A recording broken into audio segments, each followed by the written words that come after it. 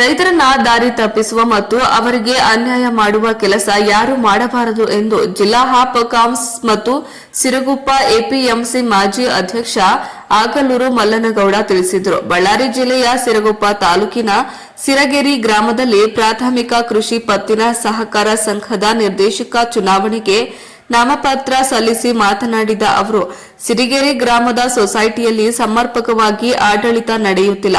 ಮಾಸಿಕ ಸಭೆ, ಮಹಾಜನ ಸಭೆ ನಡೆಸಿ ರೈತರಿಗೆ ಮಾಹಿತಿ ನೀಡುವ ಕೆಲಸ ಆಗುತ್ತಿಲ್ಲ.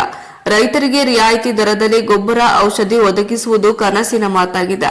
ಸಾಲ ವಿತರಣೆಯಲ್ಲಿ ಅತ್ಯಂತ ಕಡಿಮೆ ಸಾಲ ನೀಡಲಾಗುತ್ತಿದೆ. ಈಗಿನ ಪರಿಸ್ಥಿತಿಯಲ್ಲಿ 1 ಎಕರೆಗೆ 50 ರಿಂದ 1 ಲಕ್ಷದವರೆಗೆ ಖರ್ಚು ಬರುತ್ತಿದೆ. 15 ರಿಂದ 20 ಸಾವಿರ ಸಾಲ ನೀಡಿದ್ರೆ ಏನು ಪ್ರಯೋಜನ? ಅಧಿಕಾರಿಗಳಿಗೆ ನಿರಂತರವಾಗಿ ಕೆಲಸ ಮಾಡಲು ಬಿಡಬೇಕು. ಅಧಿಕಾರಿಗಳ ಸಹಕಾರದಿಂದ ಆಡಳಿತ ಮಂಡಳಿಯವರು ಸಂಘದಿಂದ ರೈತರಿಗೆ ಅನೇಕ ಸೌಲಭ್ಯವನ್ನು ಒದಗಿಸಬಹುದು. ಇಲ್ಲಿ ರಾಜಕಾರಣ ನಡೆಸಬಾರದು. ಇಲ್ಲಿಯವರೆಗೆ ಯಾವುದೇ ಚುನಾವಣೆ ನಡೆಸದೆ ಅವಿರೋಧ ಆಯ್ಕೆ ಮಾಡಿಕೊಂಡಿರುವುದು ಬರಲಾಗುತ್ತಿದೆ. ಹಾಗೆಯೇ ಈ ಸಲವೂ ಅವಿರೋಧ ಆಯ್ಕೆಗೆ ಪ್ರಯತ್ನಿಸಲಾಗುತ್ತಿದೆ ಎಂದು ತಿಳಿಸಿದರು. ಈ ಸಂದರ್ಭದಲ್ಲಿ ರೈತ ಮುಖಂಡರು, ರೈತ ಸಂಘದ ಸದಸ್ಯರು, ಗ್ರಾಮದ ಸಾರ್ವಜನಿಕರು ಭಾಗವಹಿಸಿದ್ರು. ವರದಿ ರಾಜಸಾಬ್, ಸಿರುಗುಪ್ಪ. 2020ರಲ್ಲಿ ಆಡಳಿತ ಮಂಡಳಿ ಚುನಾವಣೆಯಾಗಿ ಅಧ್ಯಕ್ಷರ ಎಲೆಕ್ಷನ್ ನಡೆದು 5 ವರ್ಷಗಳ ಕಾಲಾವಧಿ ಮುಗಿದಿದೆ. ಕಾಲಾವಧಿ ಮುಗಿದ ಮೇಲೆ ಕಾಲಾವಧಿ ಒಳಗಾಗಿ ಆಡಳಿತ ಮಂಡಳಿ ರಚನೆ ಆಗಬೇಕಾಯಿತು. ಆದ್ದರಿಂದ ಯಾವ ಲೋಪದೋಷಗಳಿಂದ ಆಡಳಿತ ರಚನೆ ಆಗಿಲ್ಲೋ ಗೊತ್ತಿಲ್ಲ. ಚುನಾವಣೆ ರಿಟರ್ನಿಂಗ್ ಅಧಿಕಾರಿಯಾಗಿ ಎಲ್ಲ ಮತದಾರರ ಪಟ್ಟಿ ಪರಿಷ್ಕರಣೆ ಆಗಿ ತದನಂತರ ಎಲೆಕ್ಷನ್ ಇಲ್ಲ ಅಂತ ಮುಂದೂಡಿ ಆಡಳಿತ ಅಧಿಕಾರಿಯನ್ನು ನೇಮಿಸಿದ್ದಾರೆ. ಆಡಳಿತ ಅಧಿಕಾರಿಗಳು ಕಾರ್ಯನಿರ್ವಾಹಕರು ಸುಮಾರು 6 ತಿಂಗಳ ಆಡಳಿತವನ್ನು ನಡೆಸಿರ್ತಾರೆ. ಈಗ ಅನೇಕ ಜನರಲ್ಲಿ ಏನಾಯ್ತೆ, ಈ ನಂದೇ ಸುಮಾರು 3 ವರ್ಷಗಳಿಂದ ಸತತವಾಗಿ ಸಾಲ ಕಟ್ಟಿ ಸಾಲ ತಗೊಳ್ತಾ ಇದ್ದೀರಿ.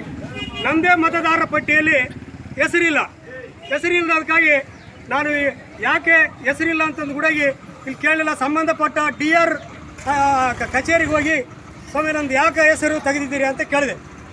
ನೀವು ಎರಡು ಮಹಾಜನ ಸಭೆಗೆ ಹಾಜರಿಯಾಗಿಲ್ಲ, ಆ ಕಾರಣದಿಂದ ಅಧಿಕಾರಿಗಳು ನಿಮ್ಮ ಮತದಾರರ ಪಟ್ಟಿಯಲ್ಲಿ ಕೈ ಬಿಟ್ಟಿದ್ದಾರೆ ಅಂತ ಹೇಳಿದರು.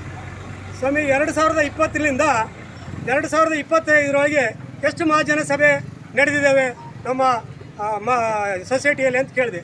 ಅದು ನಮ್ಮ ಹತ್ರ ದಾಖಲೆ ಇರೋದಿಲ್ಲ, ಅಲ್ಲಿ ಕಾರ್ಯಾಲಯದಲ್ಲಿ ದಾಖಲೆ ಇರ್ತಾವೆ ಅಂತ ಹೇಳಿ.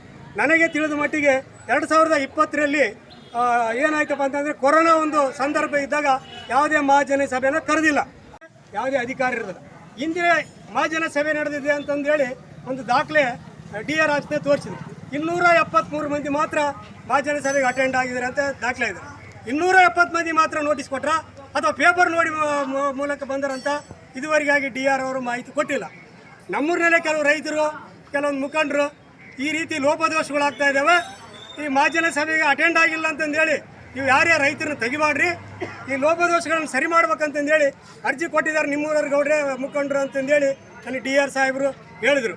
ಆಯ್ತು ಸರ್, ಅದೇ ರೀತಿಯಾಗಿ ಮಾಡಿರಿ. ಯಾಕಂದರೆ ಸರಿಯಾಗಿ ಕಟ್ಟಿಗೆ ಅಂತ ಇರ್ತಕ್ಕಂಥ ವ್ಯಕ್ತಿಗೆ ಕಾರಣಾಂತರಗಳಿಂದ ತೋರಿಸ್ಬೇಡ್ರಿ. ಲೋಪದೋಷಗಳು ನಿಮಗೂ ಇದಾವೆ. ಮತ್ತು ಮಹಾಜನ ಸಭೆ ಕರೆದಿಲ್ಲ ಅಂದರೆ ಅದು ತಪ್ಪು ಯಾರ್ದು? ರೈತರದ. ದಿನ ಹೊಲಕ್ಕೆ ಓದ್ತಿರ್ತಾನೆ, ಅದಕ್ಕೆ ಏನು ಗೊತ್ತಾಗಬೇಕು?